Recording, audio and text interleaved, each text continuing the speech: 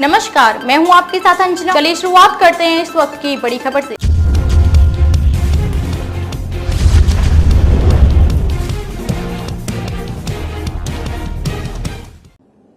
उन सब ने भी किया है, क्योंकि आपकी सफलता में उन सब का भी बड़ा योगदान है। इसलिए ये दिन आपके लिए ये विशेष दिन है और आज से आप एक शिक्षक के रूप में राज्य के भविष्य निर्माता के रूप में अपनी सेवा देने वाले हैं। और निश्चित रूप से आप अपना स्थान स्वयं समझ लीजिए कि आपका स्थान कहां से कहां हो गया।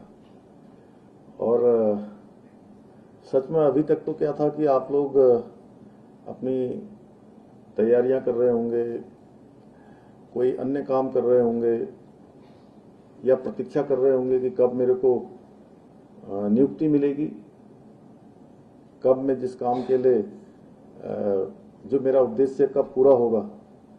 आपका एक पार्ट पूरा हो गया, एक पार्ट पूरा हो गया, यानी कि नियुक्ति पत्र आज मिल जा रहे हैं, नियुक्ति भी हो जाएगी। लेकिन आज से आपका काम शुरू हो रहा है। सही में काम अब खत्म नहीं हुआ है कि नियुक्ति हो गई तो काम खत्म नहीं हुआ, अब काम शुरू हुआ है। क्योंकि आज से आप लोगों ने अपने मन को, मस्तिष्क को, विचार को, अपने पूरे मनोयोग से ये सोचना है कि अब मैंने राज्य के लिए, देश के लिए उन कर्णधारों को तैयार करना है, उनको शिक्षा देनी है और उसमें मेरा किस प्रकार से योगदान हो सकता है। क्योंकि साथियों, अध्यापन कार्य कोई सामान्य कार्य नहीं है, एक बहुत बड़ी जिम्मेदारी है और ये भगवान की कृपा से आप सब लोगों को ये सौभाग्य मिला है। विशेषकर उच्च शिक्षा जो है मानवीय संसाधनों को ये तराशने का एक प्रमुख साधन है, क्योंकि उच्च शिक्षा युवा शक्ति को सही दिशा देने का काम करती है। और मैं देख रहा हूं यहां पर आप सबके जो आत्मविश्वास से भरे हुए चेहरों को देखकर मैं आप सभी अपने कर्तव्यों का निर्वहन करते हुए न विद्यार्थियों की प्रतिभा और बुद्धि को निखारेंगे, बल्कि अपना सर्वोत्तम देने का काम आप सब करेंगे। एक जिम्मेदार नागरिक बनाने में देश के लिए जो छात्र छात्राएं विद्यार्थी काम आए, उनके निर्माण में आप सब अपना योगदान देंगे। और मैं ये भी देख पा रहा हूँ यहाँ पर कि हमारे जहाँ असिस्टेंट प्रोफेसर हैं उनके साथ उनके अभिभावकगण भी आए हुए हैं और उनके चेहरों पर भी आज जो प्रसन्नता है वो यहाँ झलक रही है और उनके भी सपने पूरे हो रहे हैं।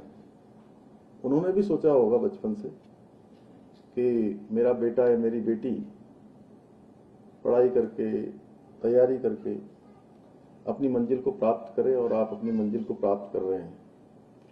और उनके भी ये सपने अब आपके साथ जुड़े हुए हैं, क्योंकि जब आप मेहनत कर रहे थे, जब आप तैयारियां कर रहे थे, तो किसी न किसी रूप में वो भी आपके साथ तैयारी कर रहे थे।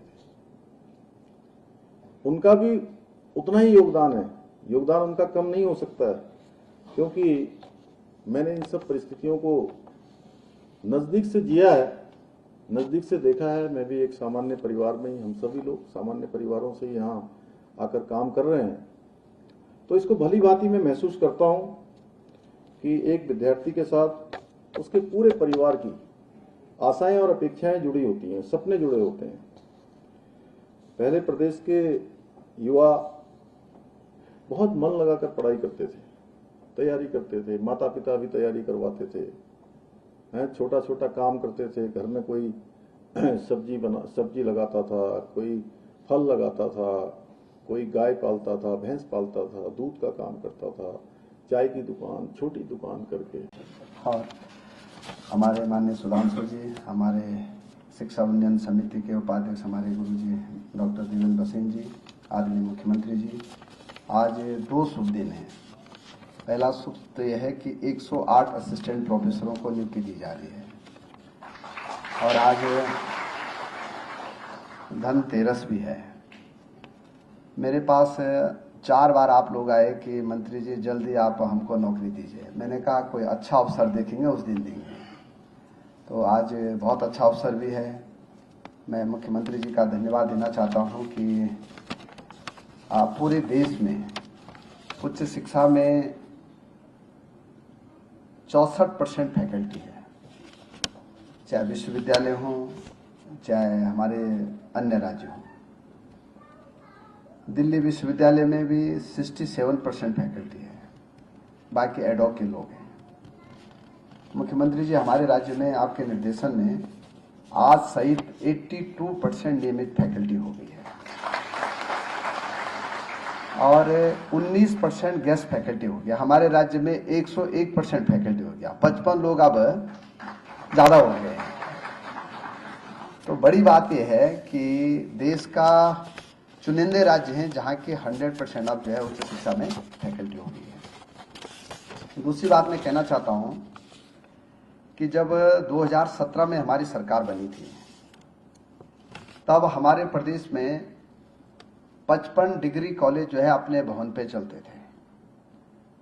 इन 7 वर्षों में हमारे 106 डिग्री कॉलेज अपने भवनों पे चल रहे हैं, यानी हमने 51 कॉलेजों को बिल्डिंग बना के तैयार की है।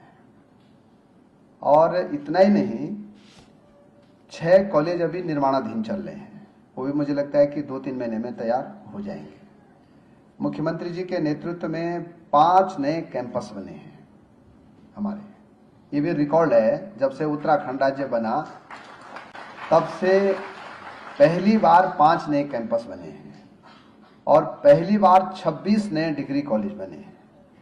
ये भी रिकॉर्ड है। अब शायद ही 1-2 ब्लॉक ऐसे छूटे जहां के अब डिग्री कॉलेज की कमी है, वो हमारे कारण नहीं छूटे, वहां जमीन की दिक्कत है या कुछ और दिक्कतें, वन विभाग की दिक्कत है। बाकी हमने 95 के 95 ब्लॉकों में डिग्री कॉलेज भी बना दिए हैं, फैकल्टी भी दे दी है। और बड़ी बात यह है कि अब